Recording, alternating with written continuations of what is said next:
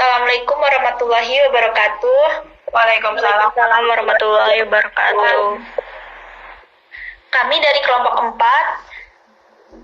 4 yang terdiri dari saya, terus ada Emma, Hana, dan Vira. Di PPT kali ini kami membahas tentang analisis tokoh yang terdapat pada novel Tak Putus di Rundung Malang, karya Sultan Takdir Ali Syabana. PPT kali ini kita kutip dari salah satu artikel mahasiswa yang meneliti juga tentang karakter novel melalui pendekatan dekonstruktif. Terus teks. Di sini saya menyimpulkan bahwa teks ini tuh meneliti suatu tokoh pada novel Tak Putus di Rundung Malang dengan melalui teori dekonstruksi. Bahwa teori dekonstruksi itu merupakan suatu alat untuk memahami karya sastra yang aksinya fokus pada makna yang bertentangan dengan makna tersebut, bisa makna ironi dan pada suatu karya tersebut. Next. Kemudian di artikel ini itu mengangkat isu tentang karakter para tokoh dalam novel Tak Putus di Rundung Malang yang terdiri dari Mansur dan Laminah.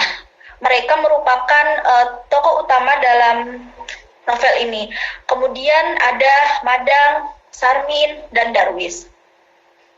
Kemudian isu di artikel ini menceritakan tentang ada perubahan karakter pada tokoh-tokoh ini gitu.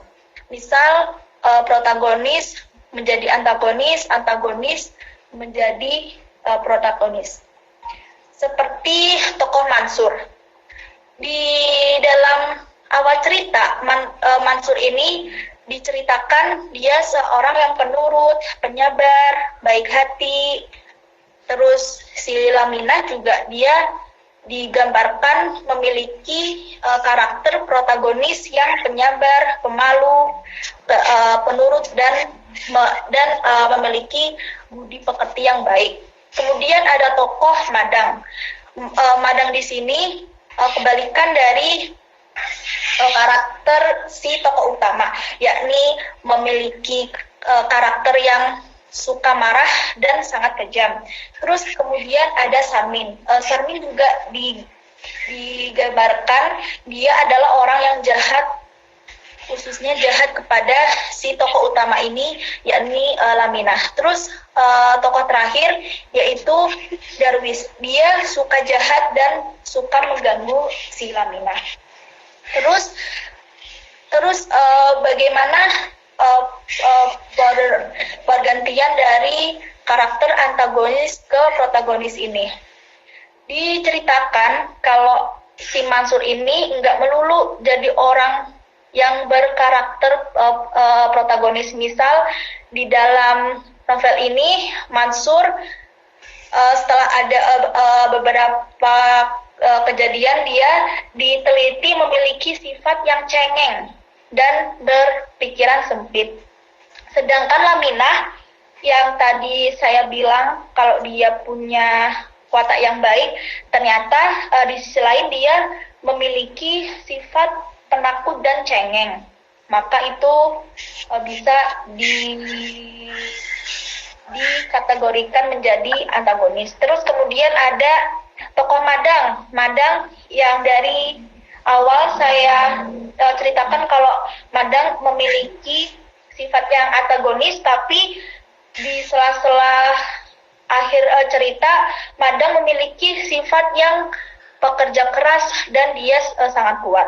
Terus kemudian Sarmin yang awalnya dia jahat tapi dia punya sisi lain yakni pemberani. Terus kemudian yang si Darwis Meskipun dia suka mengganggu, tapi dia pekerja keras, pemberani dan cerdik. Terus kemudian saya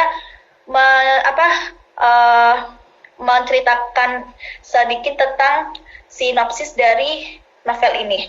Novel ini sesuai dengan namanya, Tak Putus di Rindu Malang. Berarti di dalam novel ini banyak sekali cerita-cerita yang sangat malang sekali atau tidak beruntung. Misal, ini Mansur sama Laminah selalu dihadiri atau selalu mengalami kejadian yang sangat malang. Misal, yang pertama dia ditinggal oleh orang tuanya, terus abis itu dia mereka punya bibi dan paman yang sangat jahat, dan yang terakhir ketika dia udah dewasa terus kemudian kerja, mereka mendapatkan teman yang sangat tidak baik, yakni Madang, Sarmin, dan Darwis. Terus next akan dilanjutkan oleh teman saya. Nama saya Emma Noroviana. Saya akan menjelaskan teori yang digunakan pada artikel yang berjudul Analisis Tokoh pada Novel Tak Putus di Rundung Malang, karya Sultan Takdir Al-Syahbana. Dalam mengkaji suatu karya sastra, dapat menggunakan teori atau pendekatan, di antara lain seperti pendekatan struktural, semiotik, sosiologis, dekonstruksi, dan lainnya. Pada PPT ini, saya akan menjelaskan teori apa yang digunakan pada artikel tersebut. Pada artikel tersebut, teori yang digunakan adalah dekonstruksi.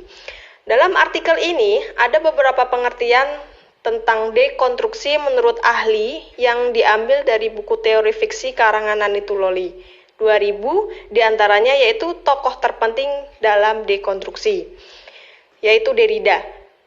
Derrida dalam Tuloli 2058 halaman 58 mengatakan dekonstruksi adalah pembalikan. Kemudian Derrida memberi batasan bahwa dekonstruksi adalah cara membaca yang dimulai dengan pencatatan atau penelusuran secara hierarki, kemudian diteruskan dengan membalikannya dan akhirnya menolak pernyataan hierarki. Kemudian ditegaskan kembali oleh Barbara Johnson dalam buku yang sama. Dekonstruksi adalah suatu analisis yang berfokus pada latar dari peluang-peluang yang terdapat di dalam sistem. Kemudian Budiman juga berpendapat dekonstruksi juga berupaya menyingkapkan hal-hal yang tersembunyi titik berangkat itu dan menyungkir-balikan seluruh gagasan yang menyertainya. Maka bisa ditegaskan kembali dari uraian di atas dapat dirumuskan bahwa dalam penelitian ini seorang penulis telah mengkaji karakter tokoh pada novel Tak Putus di Rundung Malang karya Sultan Takdir Al-Syahbana dengan menggunakan pendekatan dekonstruksi. Dan hasil tujuannya akan memperlihatkan kepada pembaca tentang tokoh-tokoh dan proses perubahan dalam novel yang akan dikaji. Kemudian Abram dalam Nurgiantoro mengatakan, dekonstruksi adalah suatu cara membaca sebuah teks yang menumbangkan anggapan bahwa sebuah teks itu memiliki landasan dalam sistem bahasa yang berlaku untuk menegaskan struktur keutuhan dan makna yang telah pasti. Pembacaan karya sastra dengan teori dekonstruksi yaitu mencari makna kontradiktif dalam karya sastra yang dibaca. Makna yang logis, disangkal, dan ditolak. Adapun langkah-langkah pendekatan dekonstruksi antara lain. Pertama yaitu langkah-langkah pendekatan dekonstruksi membaca karya sastra secara totalitas untuk menegaskan struktur, keutuhan atau makna yang telah pasti pada karya sastra. Yang kedua yaitu unsur atau bentuk-bentuk dalam karya sastra itu dicari dan dipahami justru arti kebalikannya. Unsur-unsur yang tidak penting. Untuk yang terakhir yaitu unsur yang tidak penting dilacak dan dipentingkan, diberi nama pesan sehingga akan terlihat atau menonjol perannya dalam karya sastra yang bersangkutan. Dalam artian, pembacaan karya sastra dengan pendekatan dekonstruksi tidak mencari makna yang kontradiktif, makna ironi dalam karya sastra yang dibaca, makna logis yang disangkal dan ditolak. Artinya, tidak ada kebenaran dan logika yang mutlak. Unsur-unsur dipenuhi dengan makna sebaliknya. Unsur-unsur yang tidak penting dicari, kemudian dipertimbangkan, diberi makna, diberi pesan. Misalnya, seorang tokoh yang tidak penting, tokoh tambahan atau sampingan, ia diberi pesan penting dalam analisis, berfungsi sehingga tidak bisa ditinggalkan dalam cerita. Ia diberi pesan sebagai pusat struktur dalam karya sastra itu. Kemudian akan dijelaskan kembali, dilanjutkan lagi teman saya. Ya, nama saya Hana Fitriana. Di sini saya akan menjelaskan tentang pemahaman saya tentang hasil penelitian. Hasil penelitian dari jurnal ini berhasil menunjukkan bahwa watak tokoh dalam novel Tak Putus di Rundung Malang ini memiliki pembahasan yang berlawanan atau bertentangan, yang bisa merubah tokoh dari protagonis menjadi antagonis melalui pendekatan teori dekonstruksi. Kisah ini menceritakan Lamina dan Mansur yang hidup sebatang kara karena orang tuanya telah meninggal dunia. Lalu mereka berdua tinggal dengan paman dan bibinya. Namun setelah mereka tinggal bersama, pamannya mulai mencaci maki keduanya dan mereka memutuskan untuk pergi merantau walaupun bibinya tidak mengizinkan. Di sana mereka mendapatkan pekerjaan sebagai penjaga toko. Darwin dan Sarmin mempunyai niat jahat kepada mereka berdua, yaitu Mansur dan Lamina. Mansur dipitnah mencuri uang hingga dia masuk penjara, sedangkan Lamina digagahi oleh Darwis. Setelah mendengar kakaknya di penjara, Lamina memutuskan bunuh diri dengan menceburkan dirinya ke laut. Next. Tokoh Mansur dan Lamina yang mulanya protagonis karena dia memiliki sifat penurut, penyabar, dan baik hati, setelah proses dekonstruksi berubah menjadi antagonis karena dia bukan tokoh yang kuat dan mudah menyerah dalam mengambil keputusan. Mereka berdua telah melanggar nilai-nilai sosial dan agama.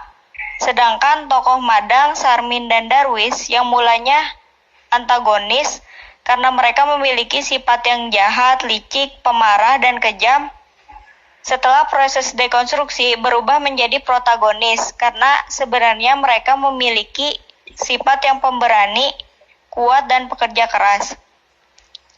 Ya, selanjutnya akan dilanjutkan oleh teman saya.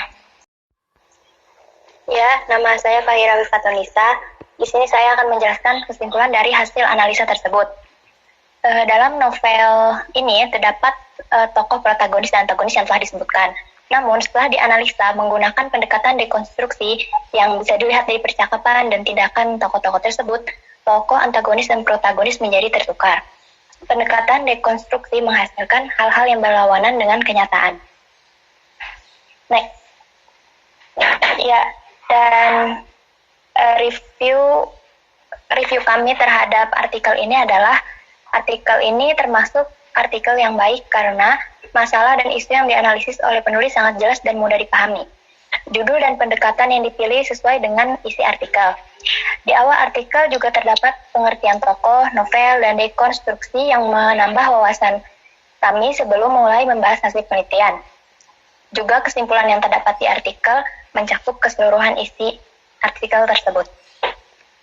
Sekian dari kami. Wassalamualaikum warahmatullahi wabarakatuh.